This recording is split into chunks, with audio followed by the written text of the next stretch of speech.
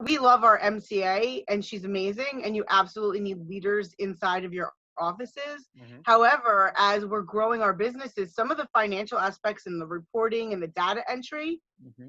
instead of getting a second staff member, it may be time to look at, like, what would it cost to have somebody like this guy, Avi, Yep. who's at Upworks working for $3 an hour, Yep. and probably loving it, So Well, and I think that's actually a really nice segue into our always conversation. a nice segue, Matt. It's always a nice segue. Well, and this time it actually really is, because we're on page 245 now in the MREA. We're finishing up the net a million section on leverage. Yesterday we talked about creating the systems documentation model, so really the the operations manual. Yeah, Whereas we did our now, exercise. We yeah, walked through it a bit, right? I thought it was a great exercise because we really dove deep into that one, and I think it was really worth it. Um, and now we're going to shift, as you're talking about needing additional support in whatever areas. The next part is growing your team, or growing your staff, or growing your world. Mm-hmm. And really, the bottom of page 245, the 12th challenge from getting from earn a million to net a million is creating teamwork with rock and roll, and that's roll, ROLE. Um, you know, and basically, as your organization grows, it's Mm-hmm. really important to make sure that the eye is always on the prize, and that you always have your goals set out for you, and that you have an environment that is conducive to growth and success. Because I mean, I think both of us, we've been in sports teams, softball, soccer teams, uh, you know, and if you're in an environment where the teamwork is really, if everything's really good and everybody really believes in the goal and that mission, it's a Mm-hmm. much different experience than when there is no goal, there is no mission, and everything's just kind of like every man and woman for themselves.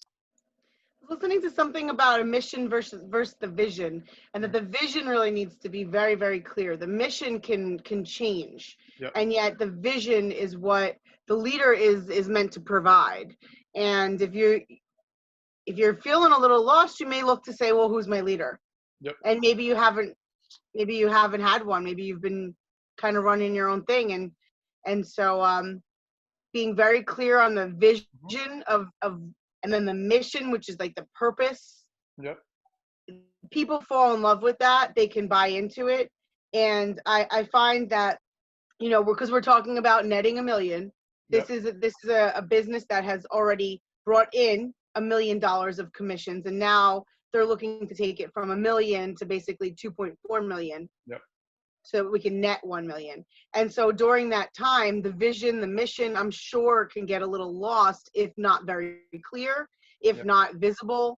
I have found that a lot of people are very visual, so you need to have that visual reminder. Yep.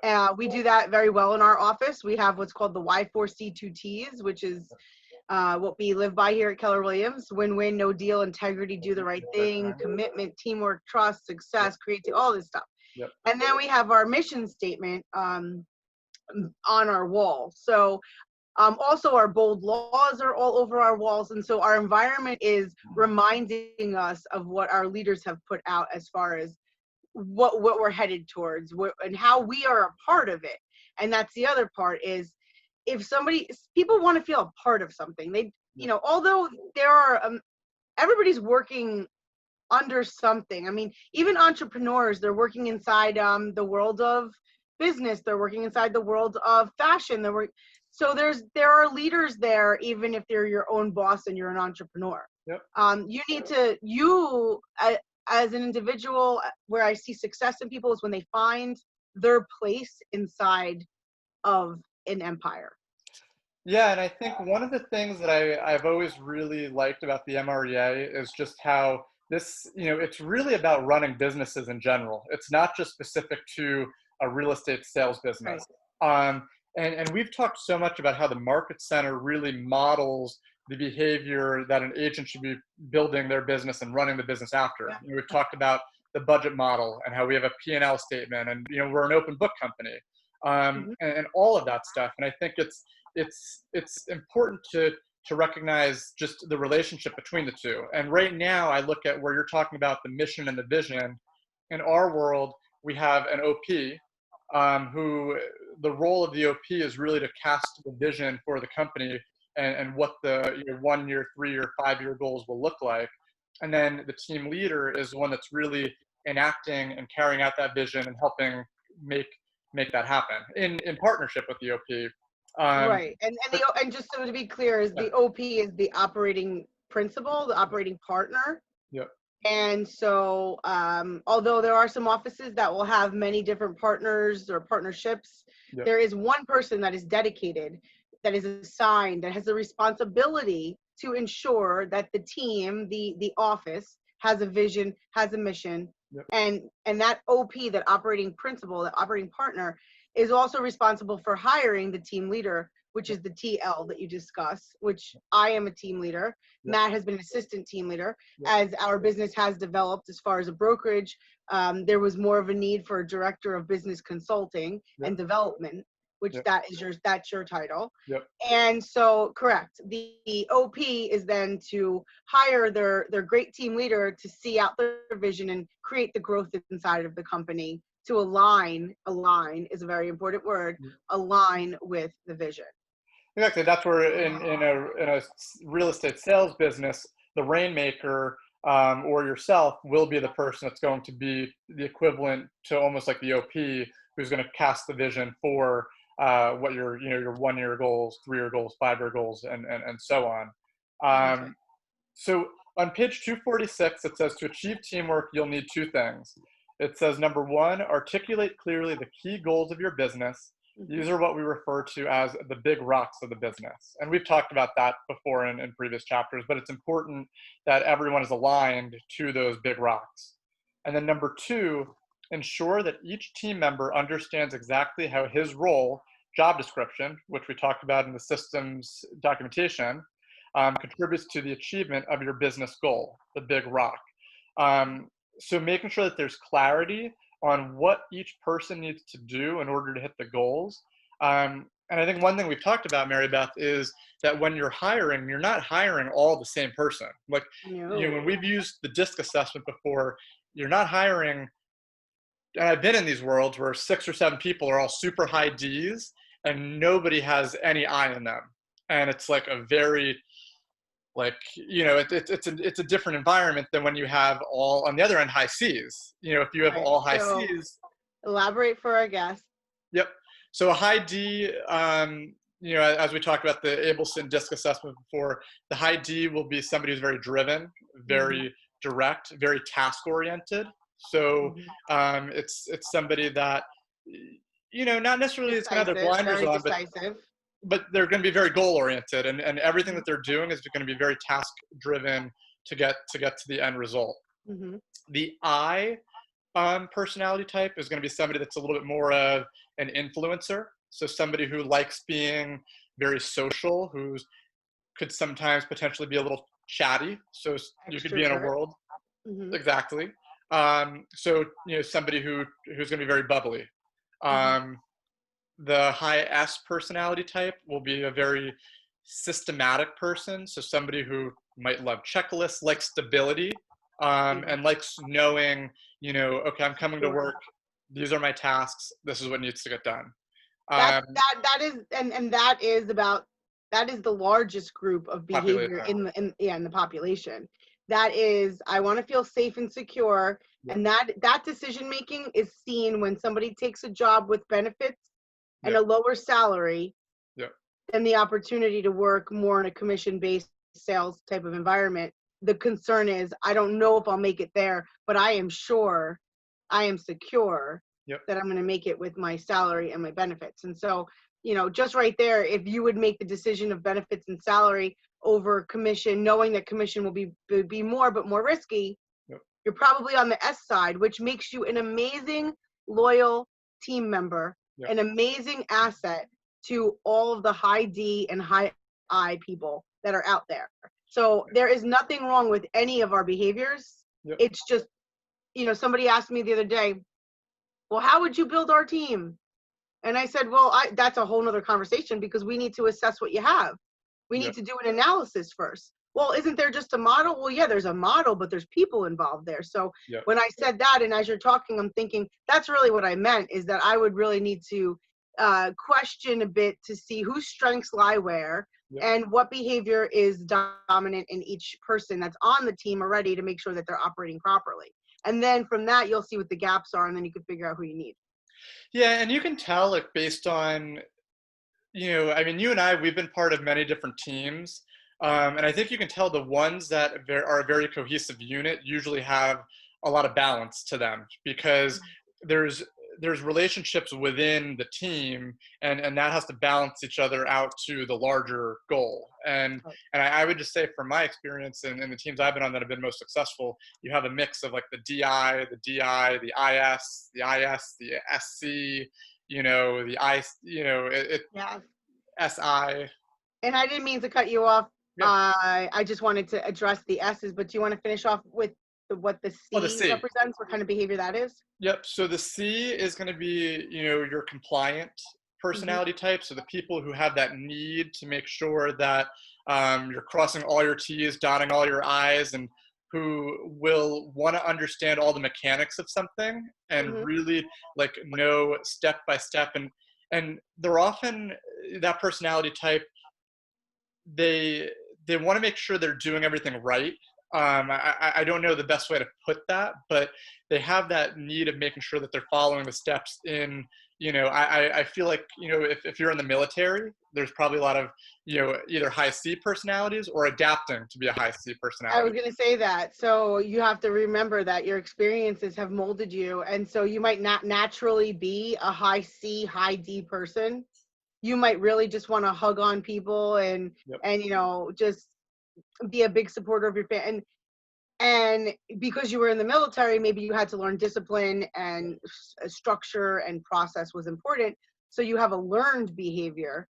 But then that's where we do take these assessments, because especially in the Ableton, as you referenced, Yep.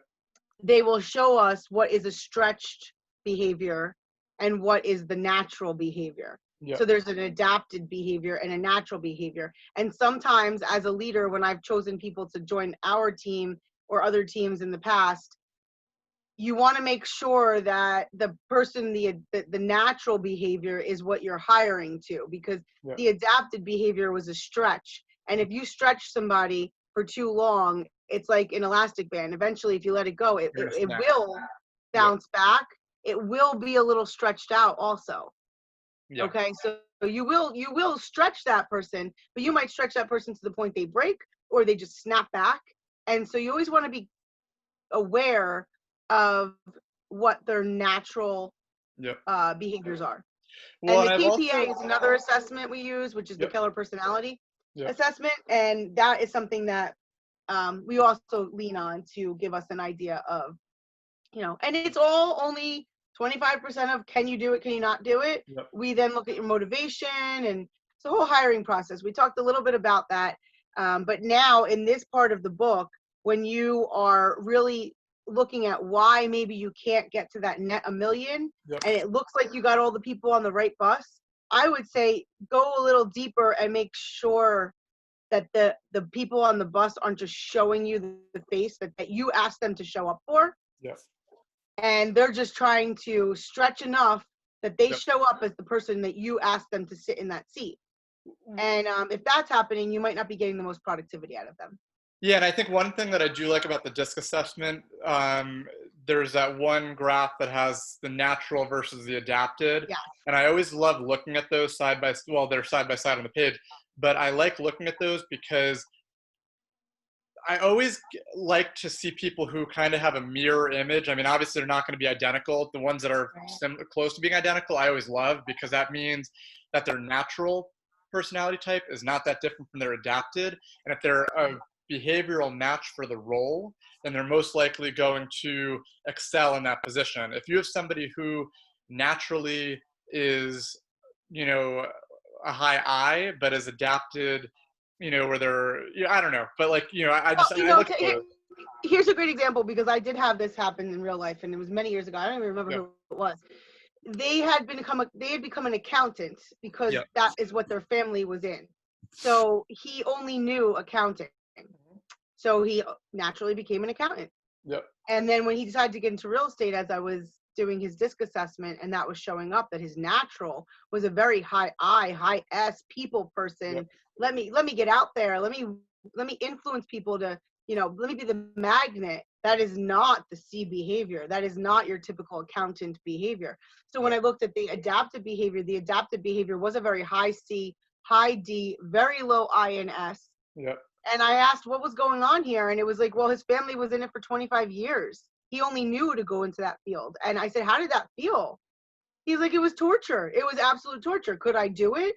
There's a sense of, an aspect of intelligence Hmm. and drive that can make you do anything that you have to do to satisfy your big why. And yet what we're talking about here is putting people in positions where they can thrive. And that absolutely has to be complementary to their behavioral assessment. Absolutely. And I think we've done a pretty good job handling, growing your team and the importance of just the people and the roles and making sure you have a big goal, a big rock, and making sure you're holding everyone accountable. Yeah, Um, and I would just say yeah. once again, if you're out there and you're watching and you are in a position where you want to hire your first assistant, buyer's agent, I don't know, you just want to do some future planning and whiteboarding as to what year 3 looks like. You're a new agent and you want to see that. Reach out to us and ask us for a one-on-one, in that everybody's different, everybody has different goals. We would need to do an assessment, and it might be fun. Yeah, no, absolutely. Definitely, Don't do it on your own. yeah, and definitely reach out to us if, if you have any questions and want us to kind of, take a look at what your business looks like and where you're looking to grow if you're at that point. Um, the last section, page 248, the last part of the leverage piece of the net a million before we go into the money, like the budget, and then focusing on yourself, the mindset is What we're in the business for, it is combining quality service and quantity service. service. We are a service-oriented business, and that is something that people do forget. We're not transactional. We're all Yeah. about customer service. Absolutely. And this is where we've kind of hit on this a little bit, is making sure you've standardized your business and developed the systems, because I think what number 13 it highlights is just that I think a lot of agents have that fear where it's like, well, the client wants me. The client wants me. And realizing that if you have standards in place, other people can fill those voids. And ultimately, I have highlighted here at the bottom of 248, Gary writes, be a minimalist with great communication. So what they mean is that doing what matters most and doing it efficiently, while staying in touch and keeping the client informed, is what creates high levels of customer satisfaction, not time Mm-hmm. spent together. So That's he's right. basically saying the more time you spend with someone, it's actually probably a deterrent. I had an amazing assistant when I was an agent. Her name is Melinda. And in the beginning, I thought, well, they're going to want, how are they going to deal with Melinda? They want me. I usually handle all of this. Yeah. Yeah, that was a limiting belief. I had to get out of my own way. And I did very, very quickly, believe me, because she took the baton. We talked about that. It took take the baton from me. Yeah. And we got to a point where nobody wanted to talk to Mary Beth because they knew I was all over the place when it came to, I could chit chat. I could tell them about the market. I could tell them about what houses were coming on. If Yeah. they were specifically calling because they were under contract and they needed to know, what's my next steps? Who do I need to talk to? I got to order a certificate of occupancy. I have to call the utilities. The attorney wants this. Honestly, could I do it? Yes, I absolutely could do it. Is it where I make money for my sales business? No, it's not. And so it would get to the point that I would be like, oh, about the transaction, let me give you Melinda.